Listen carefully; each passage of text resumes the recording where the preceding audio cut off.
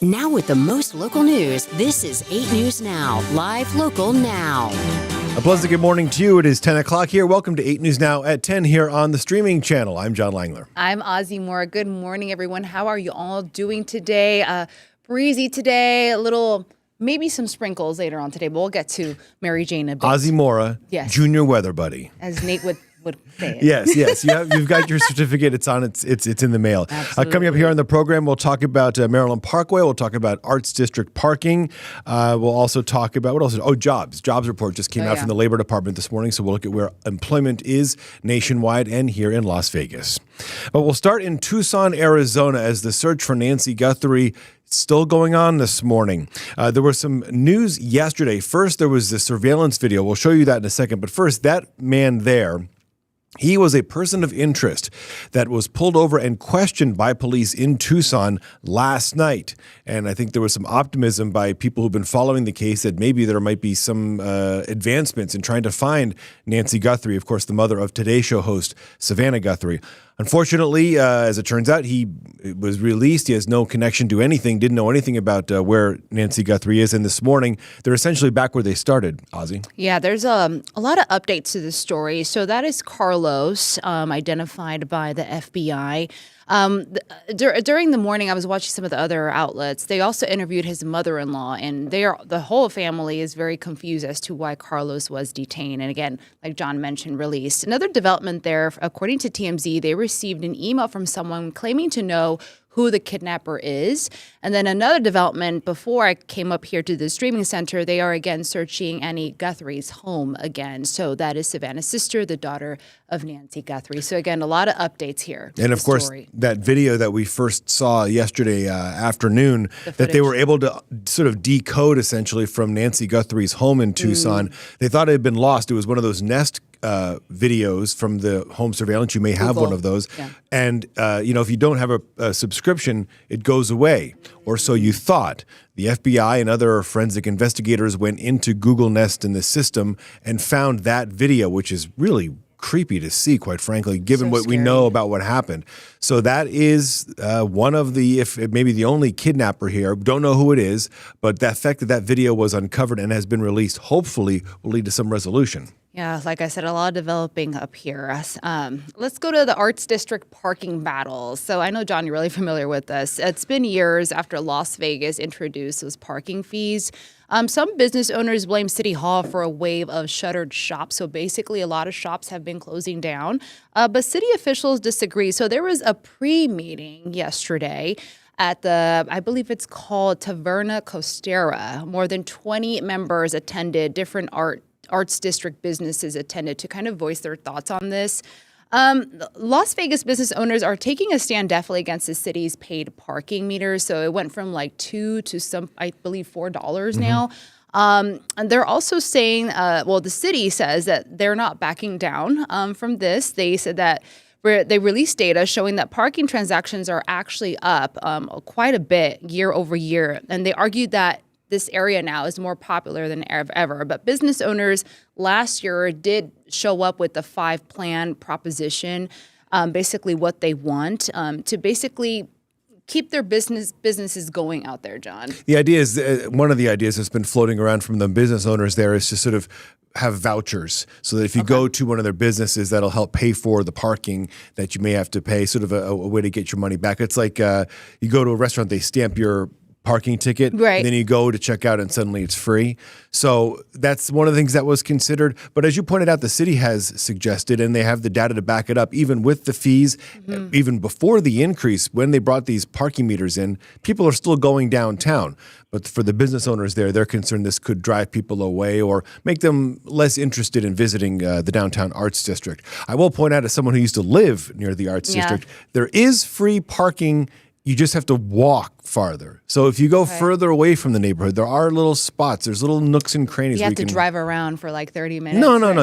You park far away and then walk. But nonetheless, they'll bring this up again. The neighborhood there is going to have another meeting in a couple of weeks to talk about this again and hopefully talk to city officials and maybe get some sort of a common ground here. Yeah, that meeting is February 24th. Yeah.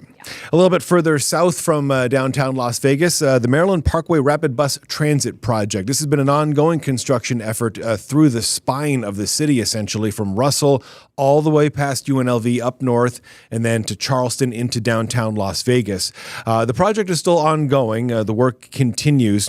$378 million project. A fair chunk of that money came from federal funding, from grants, a big endeavor from the federal government that was during the Biden administration. Now, this is for rapid transit bus system here. So it's going to be fast buses moving right down the median here. Initially, it was going to be light rail. That didn't end up happening. We'll talk about that in a second. The frustration for business owners is as long as this has been going on, it's been affecting access for customers. And it's been going on for a long time now. They're hoping that this will get cleared up soon, but there's still a lot of work to do there on the Maryland Parkway Transit Project. It's definitely a maze to try to get into some of the businesses in there. But when it's all done, for some positivity here, the road will look totally different. Okay, so there's some renderings there. 7 miles of dedicated bus and bike lanes, and also wider sidewalks, which, we want to be able to walk around safely. For now, though, a bit of a headache, like John was mentioning. Drivers, like you saw the video right now, squeezing through the lanes just to make it through the traffic signals and et cetera. Well, and one of the things to consider is Maryland Parkway also has a lot of crashes we've seen recently, pedestrians being hit there. The idea of this, and I mentioned the buses in the median, I beg your pardon, they're on the shoulder, but the idea of making the wider sidewalks, having better pedestrian, having the bus there, is that there won't be as many pedestrians maybe getting hit on Maryland Parkway. That's the idea of the project. Hopefully that's what happens, of course, but it's a long process. And for business owners there, they've really struggled to survive with the lack of access. This does bring up a point, though. Initially, the project of Maryland Parkway was supposed to be light rail. That's what a lot of people in town with the RTC had considered. They did research. They settled on rapid transit, this bus system instead, because it's cheaper. So we thought we would bring it up to our question of the day. And for that, we have Daryl Harris with us. Good morning, Daryl. Good morning, John. Good morning, Ozzy. Morning. Yeah, very simply put, does Las Vegas need a light rail system? So go ahead and scan the QR code or go to 8newsnow.com/vote. But you can vote right now, all day long. We'll be tracking your answers to see if, as the valley grows, would a train system, a light rail system be more efficient, things like that? This has been talked about before, but it never has really gone anywhere. And it's, as we know, it's not going anywhere now on Maryland Parkway. But it's a worthwhile question as the city grows. Does the valley need something like this, whether it's on Maryland Parkway or somewhere else? Well, here's the thing with the difference of light rail. Obviously a light rail, you move the passengers faster and all that stuff. But one of the cons that I was reading about is that once you have a light rail, it's really difficult to basically move it out of the city. It's there. To adapt. It's there for a very long time. So, and it costs a lot of money. Yeah. I would you can't just move it out, freeway. Can we just put an extra freeway somewhere? Yeah, all right, yes. Well, we'll see where that goes. Thank you for voting, and you can vote all throughout the program online and on our QR code. We love to hear from you. Okay, so this is an interesting story. I was learning about this as I was reading about this, the duck dumping crisis. So there's a local fundraiser that was held yesterday. I believe our James Schaefer covered this story outside Summerlin Everbowl, basically shining a light on the growing and illegal problem, which is called duck dumping. You see it right there on your screen, the video. Organizers are warning people, do not buy dunklings as impulsive Easter gifts. Apparently, that's the thing. People just buy them, and then they don't know how much these duck needs to be taken care of, and then they dump them out at Floyd, I believe, some of the parks here. Floydland Park. Yeah, there we go. Thank you so much. So basically, they're saying, please don't do this. Some of these ducks that are purchased, they're domestic ducks, so that means they don't know how to fend for themselves. They couldn't go out, and they're basically susceptible to easy prey for some of the predators out there. So again, information is on our website to learn more about that. One of the stranger headlines you'll see on 8 News Now, but it is a valid concern, and we want to make sure that the animals are cared for. Let's switch gears and talk gambling and resorts here in the Valley. Some changes for Station Casinos and some big projects announced at their earnings call yesterday for Red Rock Resorts, which operates Station Casinos, the Durango Resort, Boulder Station, all those places, Green Valley Ranch. Anyways, in their earnings call yesterday, they announced big changes. They're going to bring this new bar to Durango, Moonshine Flats. Remember, there's a huge expansion going on in the Southwest Valley already. A $53 million renovation to Sunset Station, which has been around since the late 90s. Renovations to Green Valley Ranch as well. And they showed an increase in net revenues, 3.7%, which kind of goes against some of the decreases we've seen on the Strip. Some of the local companies, whether it's Boyd or in this case Station Casinos, have actually seen some improvement, which highlights the appeal for locals to market to locals and get them in the door. So basically, locals market is booming, which is awesome. Who needs this strip, right, guys? We're going to bring it to Durango. I didn't say that, LVCVA. He said it, he whispered it. No, I didn't mean it, though. Next year on 8 News Now, we'll talk about some drama in El Paso early this morning. Stick around.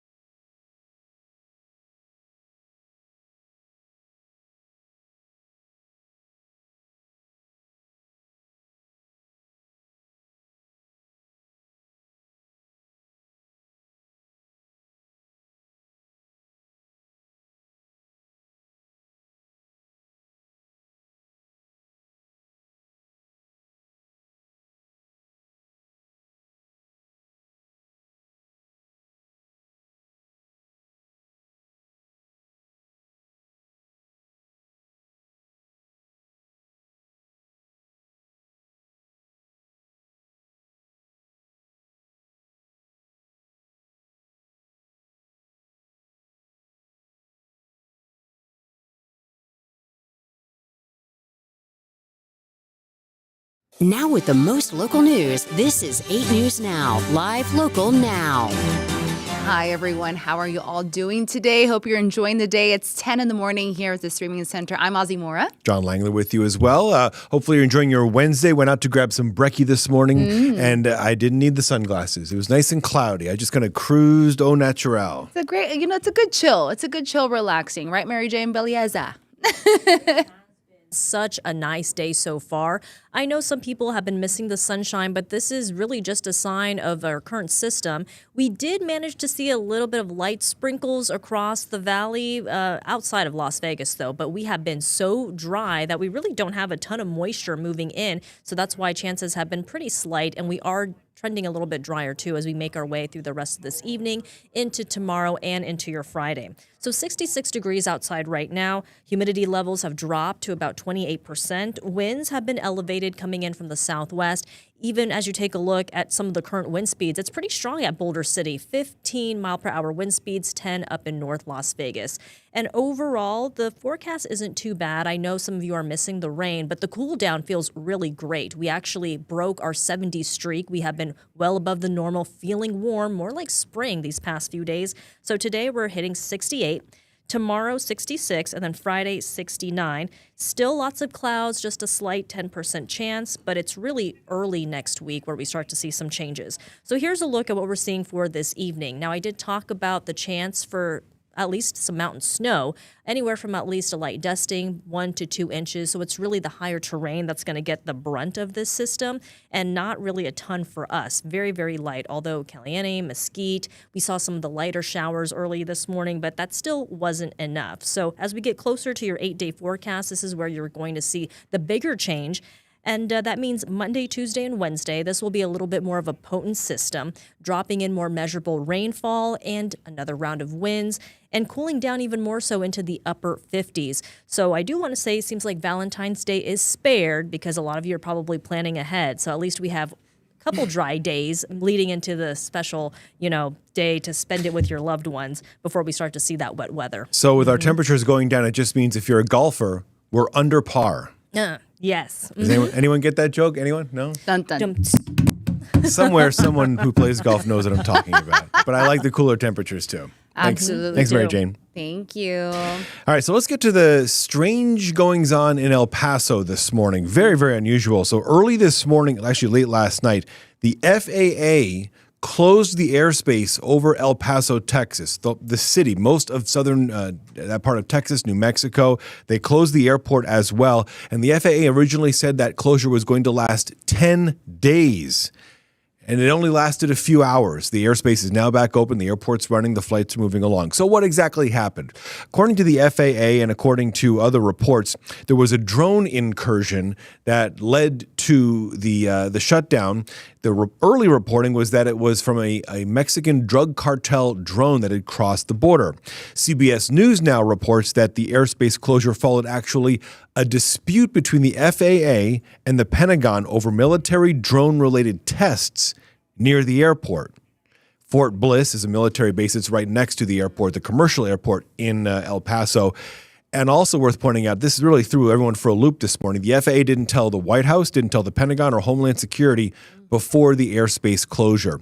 So the good news is if you're flying around, there shouldn't be any effects anymore. Right. The question is, why did this airspace closure take place in the first place? Because it was pretty much unprecedented. So things that I've read before, this isn't a one-off event. Apparently, according to Congress and investigators, basically cartels use drones almost every day to scout the border, patrol, or smuggle drugs. This is all according to reports.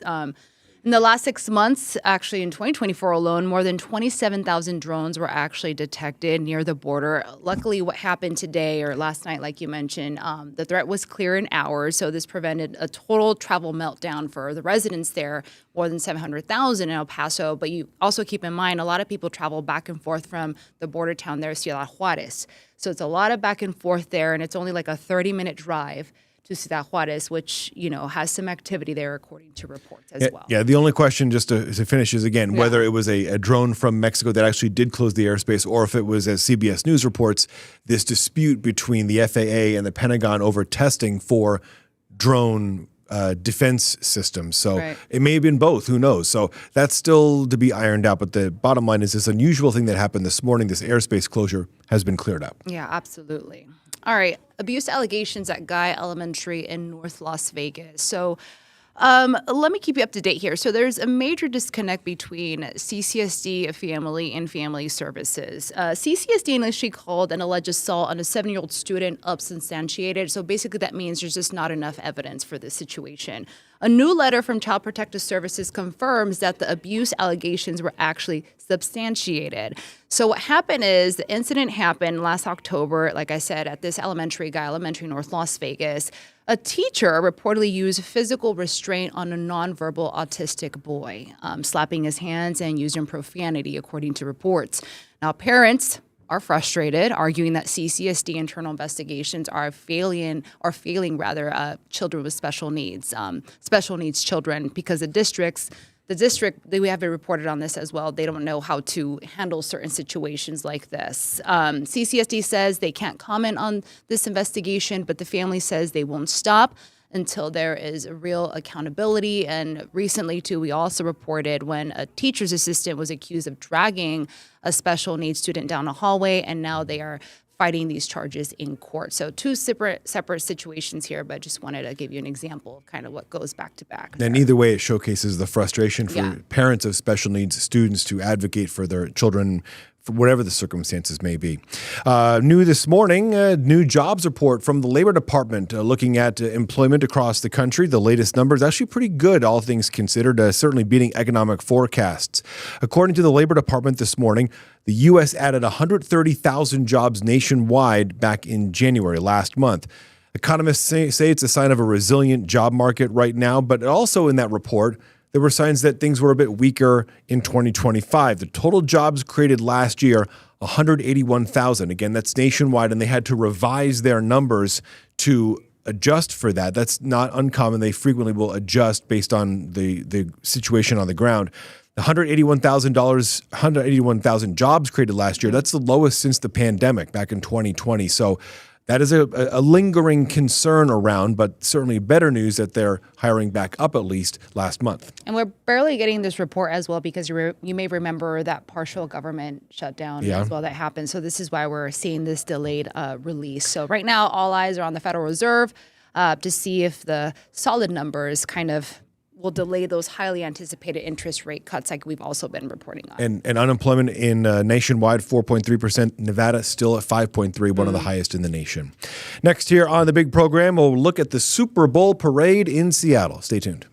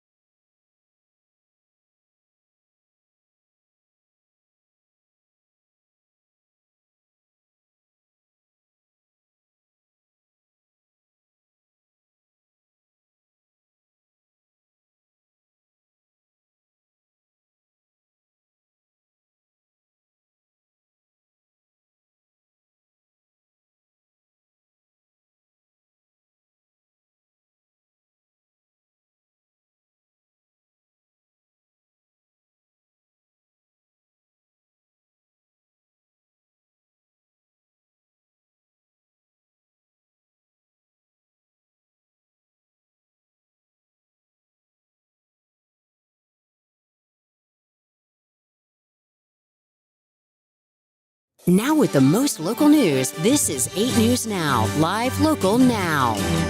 Hi, everyone. Thank you so much for joining us here at 10 in the morning. I'm Ozzy Mora. This is John Langler. It hey, is? John. Yeah. Okay, just making sure. Hi, John. Hi, hola. Hola. All right. So love is in the air, John, and apparently so is the money. First, we need to revisit our question of the day. Oh, why do I always forget? I'm sorry, Daryl. Daryl. Let's talk about the light rail. Yeah, Daryl. Well, everybody's loving. They're in the loving mood, so I understand. I'm in a that. loving We all mood love right mass now, okay? transit. Yeah. So we wanted to know, does Las Vegas need a light rail system? Piggybacking off of the Maryland Parkway construction project and RTC bus work that's being done. And our folks are in favor of the bus project. So, Or at least not light rail. No, not rail. No. yeah. Yeah, interesting. Okay, cool. 2/3 to a third. So that was the That results. is very interesting. Thank you all for voting. Yeah, interesting to hear our feedback. Maybe that was the conversation amongst RTC. Well, Should we or should we not? I think they're looking at the pocketbook too. But thanks for voting, and you can still chime in as well online and using the QR code right there. Absolutely. Now we talk about love in the air. Love, love, love. And then apparently, so is the cash. Okay, you guys are all spending a lot of money.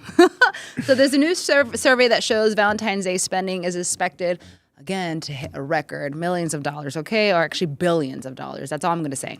While the average person dropping $200 on gifts. I don't know about that, but not for me. So who's getting the gifts? It's not just romantic partners, according to this survey. So 14 billion actually going to significant others and billions more spent on friends, coworkers. I'm expecting. And even teachers. But the real winners this year, pets. Oh, furry babies. Love is in the air. A record 35% of shoppers are buying a Valentine's Day gift for their furry babies because you should, okay? Yeah, of course. So if you're looking for a gift, you're not alone.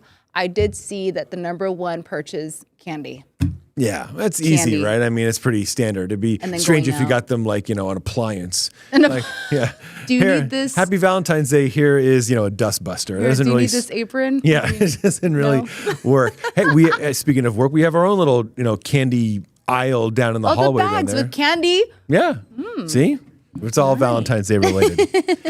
Enjoy your Valentine. We'll talk more about Valentine's Day before the end of the week as well. Absolutely. Let's finish off here by looking at Seattle, Washington, home of the Seahawks and home of the Super Bowl parade. This is a live look here through the center of Seattle, and you can see the bus that's going through. That's not a city bus. That is a bus of fans and teammates, because remember, they're going to have a big celebration at Lumen Field. That's where the Seahawks play.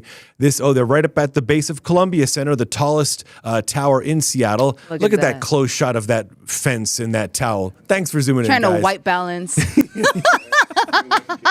Seahawks are, of course, the Super Bowl champions, winning their second title back on Super Bowl Sunday. So the parade is going sort of right through the center of town. Big crowd there. You can see it's a nice day. It's not raining for a change in Seattle. And you know who's there is the new head coach of the Las Vegas Raiders, Clint Kubiak, who was the offensive coordinator for the Seahawks.